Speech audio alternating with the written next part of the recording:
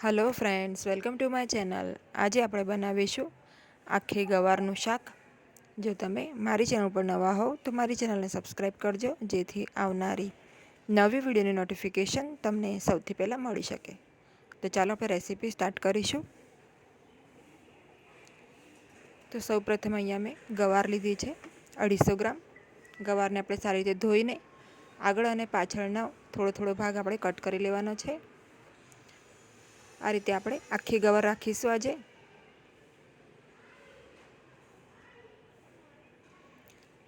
હવે આપણે આ શાક કુકરમાં બનાવીશું। 4 ટેબલસ્પૂન જેટલું આપણે તેલ ગરમ કરીશું કુકરમાં।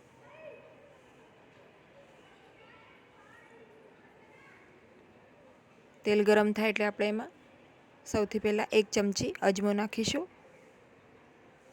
ત્યારબાદ 5 ચમચી જેટલી હિંગ નાખીશું।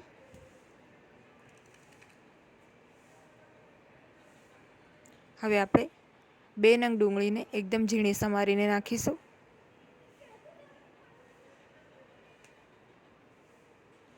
એક વખત મિક્સ કરી લઈએ। તો ડુંગળીને આપણે 2 થી 3 મિનિટ મીડિયમ ફ્લેમ ઉપર થવા દઈશું।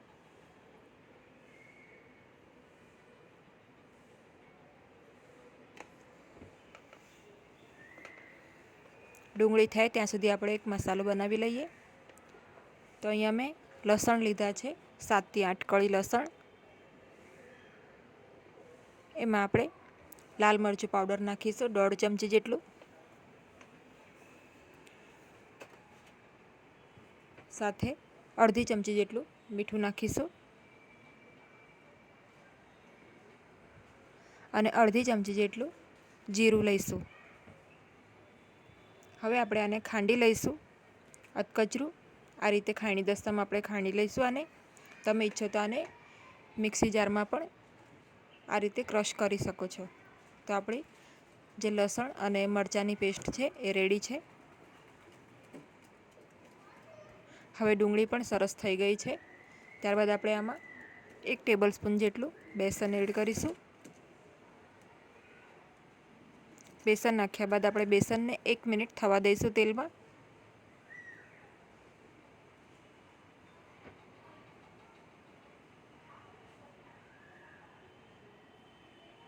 અત્યારે ગેસની ફ્લેમ આપણે લો કરી દેવાની છે।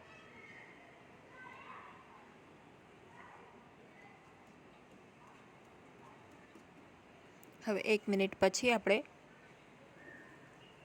1 નંગ ટામેટું છે ઝીણું સમારીને નાખીશું।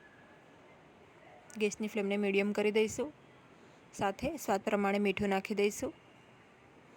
હવે આપણે જે લસણ ખાંડ્યું હતું તેમાં પણ આપણે મીઠું નાખ્યું હતું, એટલે મીઠાનું પ્રમાણ આપણે એડજસ્ટ કરી લેવાનું। ટામેટાં આપણા એકદમ સરસ સોફ્ટ થાય ત્યાં સુધી આપણે એને થવા દઈશું। ટામેટાં સોફ્ટ થઈ જાય ત્યારબાદ આપણે એમાં હળદર પાવડર એડ કરીશું 1/2 ચમચી। સાથે આપણે ધાણા જીરુંનો પાવડર છે એ નાખીશું 1 ચમચી જેટલું।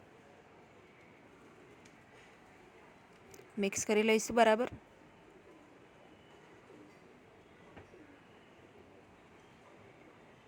મસાલાને આપણે 1 મિનિટ થવા દઈશું તેલમાં। હવે આપણે આમાં ઘરની જે ફ્રેશ મલાઈ હોય છે એ નાખીશું 1/2 કપ જેટલી।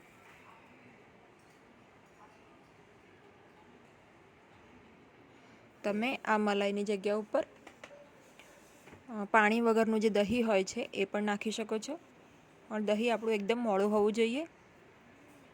તો 2 થી 3 મિનિટ આપણે મલાઈને થવા દઈશું। સારી રીતે મિક્સ કરી લઈશું પહેલાં અને ઢાંકીને આને 2 મિનિટ થવા દઈશું।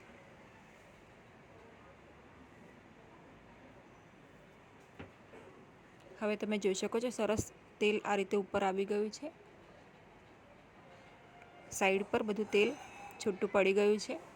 હવે આપણે આમાં જે આપણી ગવાર છે એ નાખી દઈશું।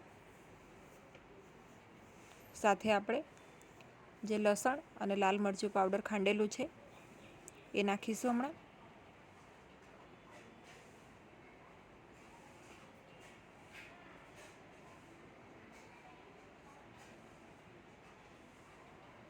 સારી રીતે મિક્સ કરી લઈશું.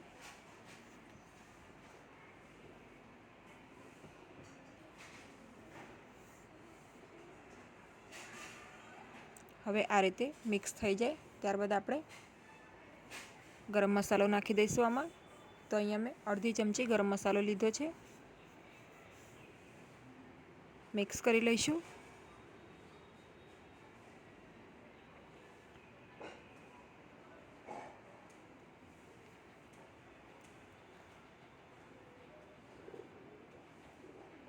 હવે આપણે એમાં પાણી એડ કરવાનું છે.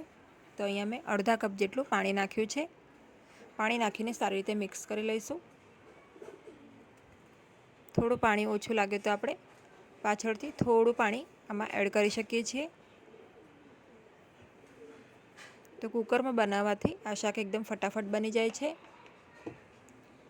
અને સ્વાદ પણ એનો ખૂબ જ સરસ આવે છે. તો અડધાથી પોણા કપ જેટલું આપણે પાણી આમાં ટોટલ એડ કરવાનું છે. હવે આપણે કુકરનું ઢાંકણ બંધ કરીને મીડિયમ ફ્લેમ ઉપર આની 3 સીટી લઈ લઈશું.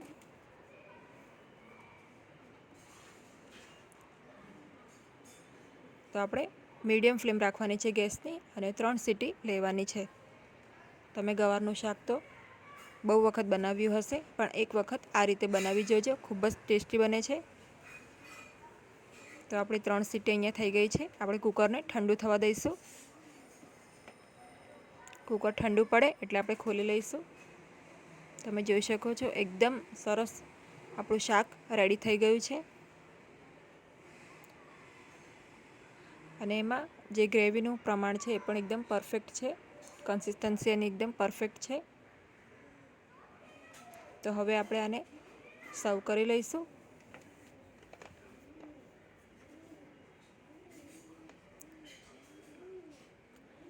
તો રેડી છે આપણું આખી ગવારનું શાક, જેને તમે રોટલી, ભાખરી કે પરાઠા સાથે સર્વ કરી શકો છો. ખૂબ જ સરસ લાગે છે. જો તમને મારી આજની આ રેસીપી ગમી હોય તો વિડીયોને લાઇક અને શેર કરજો અને મારી ચેનલને સબસ્ક્રાઈબ કરજો. Thanks for watching.